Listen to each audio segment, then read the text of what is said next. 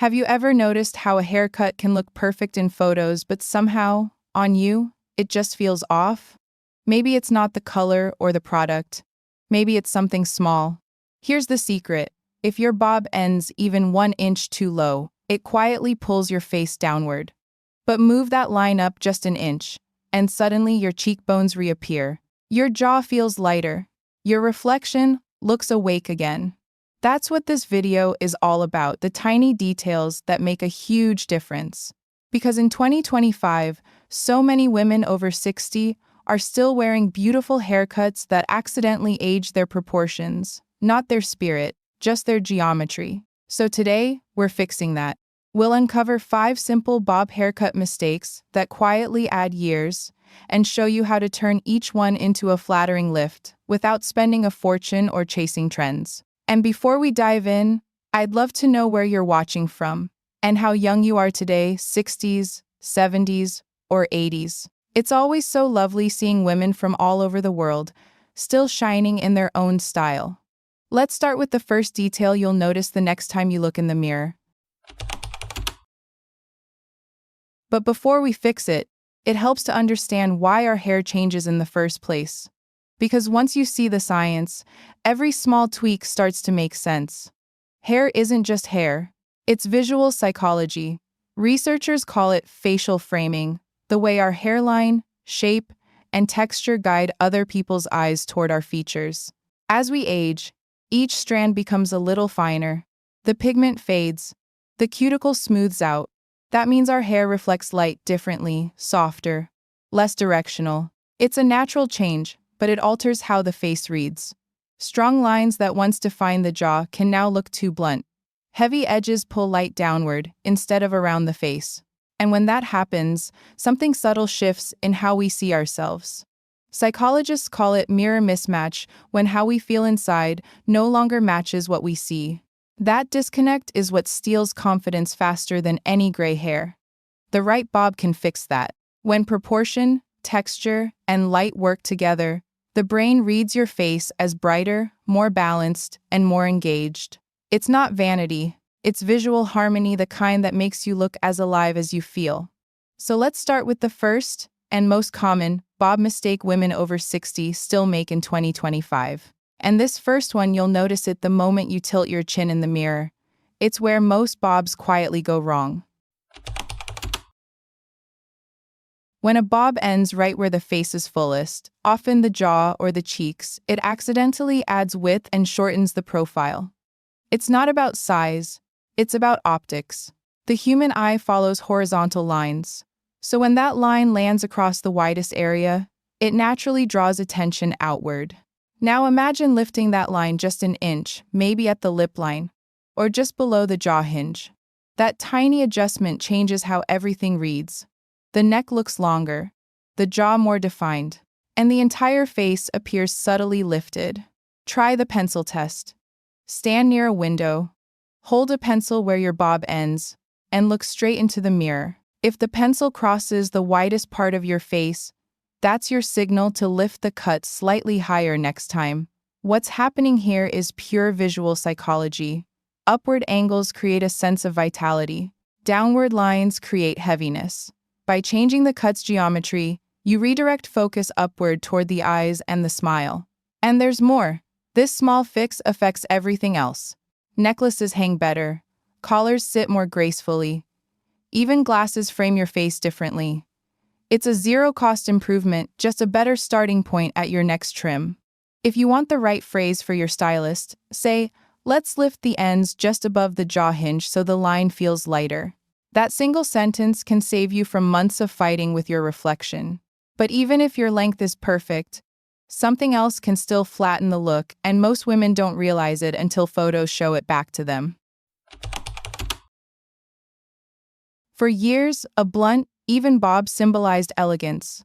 But fine or silver hair behaves differently. Lighter, smoother, less resistant. When all the weight sits in one horizontal line, the style collapses. Instead of volume, you get heaviness. It's not your fault. It's physics. Each strand becomes narrower with age, what trichologists call diameter reduction. Less internal support means gravity wins. The fix? Micro layers, also known as internal layering. These are invisible trims made inside the shape, not on top. They release hidden weight while keeping the outline sleek. It's like opening shutters on a window, air flows, light enters, and suddenly the same haircut moves again. Ask your stylist for soft interior layering for movement. It adds no extra cost or appointment time, just precision. Want to check if you need it? Take a small section near your ear and hold it forward. If it drops straight down like a ruler, the shape's too heavy. If it curves slightly toward your neck, you're already balanced. Why does it matter so much? Because movement equals life. When hair swings, it catches light from different directions, what scientists call multi-angle reflection. The result is an optical illusion of fullness, even if the hair is fine. And here's a practical bonus. You'll use less heat and product. When the shape has air inside, styling takes half the time. That's less effort, less strain, and less cost over time. So yes, internal layers aren't just cosmetic. They're efficient. You'll fix the weight and wonder, why does it still feel flat up top? That invisible energy shift happens right at the crown. Even a great cut can lose power when the crown lies flat. Without height there, the face shortens and the jaw gains visual weight. This has nothing to do with age. It's geometry again. When hair lifts slightly at the top, it balances facial proportions and signals alertness. Studies in nonverbal perception show that upward direction, even in hair, makes people appear more energetic and approachable. But here's where it gets practical. Most women think they need teasing, sprays, or expensive blowouts. You don't. You just need to move the part. Try the crown triangle trick. Take a comb, draw a small triangle from the arch of one eyebrow to the center of your crown, and flip that triangle to the opposite side. Instantly, the hair rises a few millimeters. That microlift is enough to reframe the whole face. It's like adjusting lighting in photography. Same subject, better focus. What's beautiful about this is accessibility. No heat, no tools, no product. It's free, fast, and arthritis-friendly. And yes, there's science in that satisfaction. When your crown has lift, your posture unconsciously follows. It's a real feedback loop. Even a small upward motion tells your brain you're awake, and your face immediately looks more engaged. So instead of adding volume, think of it as restoring proportion. A subtle crown lift says confidence without a word. Once the shape feels balanced, the next detail changes something deeper: your expression.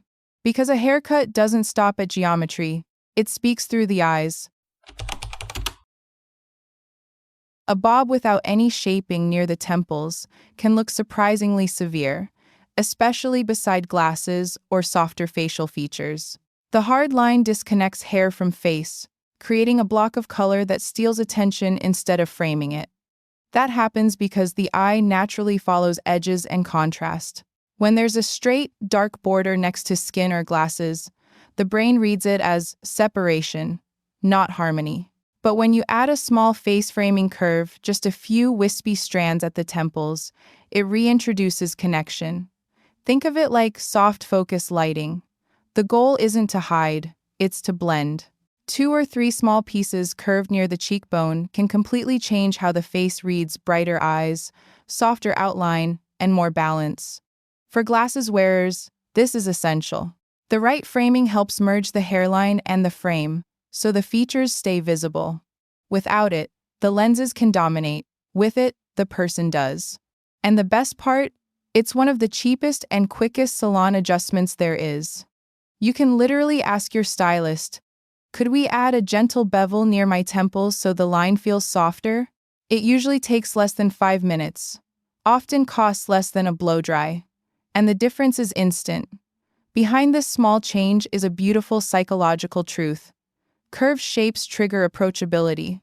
In design and even neuroscience, rounded forms are associated with calm, openness, and warmth. When your haircut echoes those shapes, it quietly tells the same story: approachable, confident, at ease. This isn't about softening age lines. It's about aligning shape with the gentleness you already embody. But even the best shape falls flat if the finish kills movement. And that's where most of us overcorrect. Perfectly straight hair can seem elegant in theory, but in reality, it often erases movement, especially on fine or silver hair.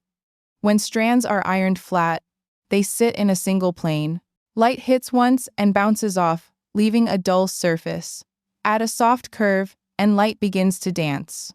It reflects at multiple angles, creating what scientists call multi-directional luminance, the shimmer we instinctively read as health and vitality. This isn't about curling or volume, it's about energy. The eye loves movement because movement signals life. Here's an easy, affordable fix. Skip the heavy styling tools. While your hair is still damp, wrap just the ends around a single Velcro roller. Leave it while you make coffee or do skincare. 10 minutes later, remove it, and there it is. A gentle, natural bend that lifts the face without heat or effort. If hands or joints ache, let the roller rest overnight on nearly dry hair. Same result. No strain. The entire kit roller, comb, and lightweight mousse costs under $15. That tiny bend does something powerful. It restores light reflection, but it also changes mood. Psychologists studying mirror perception found that when people see motion, even subtle motion in their reflection, they describe it as alive. The same brain cue applies here. Hair that moves communicates energy. So, the next time you're tempted to straighten everything, remember this: it's not sleekness that flatters. It's softness, movement, and ease. Now, if you're thinking this all sounds like a lot of work, it isn't. Here's the rhythm that keeps everything effortless. Here's a truth most stylists won't tell you. Hair after 60 doesn't need more attention. It just needs better rhythm. A trim every 10 to 12 weeks is enough to keep the line clean and the shape intentional. Hair growth slows naturally with age, which means you can stretch appointments without losing polish. Between cuts, a 3-minute refresh routine keeps your bob looking salon-fresh. Lift the crown and mist a light root mousse. Set one roller or clip while you finish breakfast. Comb it out and let gravity do the rest. This simple ritual costs almost nothing, about $20 for everything you need, and pays off tenfold. It also supports scalp health. Light movement and gentle massage improve blood flow and stimulate follicles. Trichologists call it microcirculation therapy, small daily movement that supports the hair's natural growth rhythm. More importantly, it's mindfulness disguised as maintenance. That 3-minute moment brush, lift, breathe is grounding. It reminds you that self-care doesn't have to be loud or complicated.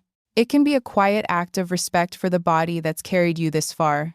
And when you give yourself those few mindful minutes, something lovely happens. You stop chasing perfection and start recognizing yourself again. The word flattering used to feel loaded, as if it meant covering flaws. But true flattering isn't about disguise, it's about balance. In visual psychology, harmony happens when shape, contrast, and motion work together. That's why a balanced bob looks naturally beautiful. It complements your bone structure, your silver tones, and your personality. A flattering haircut, especially after 60, doesn't chase youth. It celebrates proportion, grace, and ease. It's not a new identity. It's a fine-tuning of the one you already own. When your bob is balanced, ends lifted, crown awake, movement restored, people don't think, "She changed her hair." They think, "She looks vibrant." That's the quiet power of refinement. After all the products, the mirrors, the years of learning what works and what doesn't, here's the simplest truth. Beauty at this age isn't about transformation. It's about alignment between how you feel and what the world sees. Lifting the cut line gives structure. Softening the weight adds lightness. Reawakening the crown brings balance. Curving the ends restores movement. Each change is small, but together, they bring back visibility, that radiant moment when you look up and quietly think, "Yes, that's me." And it doesn't take endless spending or chasing trends. Most of these tweaks are simple, affordable, and kind, to both your budget and your hands. Because after 60, confidence isn't found in a salon chair. It's in that gentle mirror moment when you recognize yourself again, balanced, luminous, and quietly powerful. So, if your bob hasn't been feeling right, don't throw it away. Lift it, lighten it, let it move. The woman looking back deserves to be seen exactly as she is: visible, elegant, and beautifully alive. And if you'd like to know which bob length flatters your face shape most, short or long, that's what we'll explore next. You can click right here to watch that video, or tell me in the comments. Short or long, which one do you think suits you best? I'd love to see what you believe feels most you.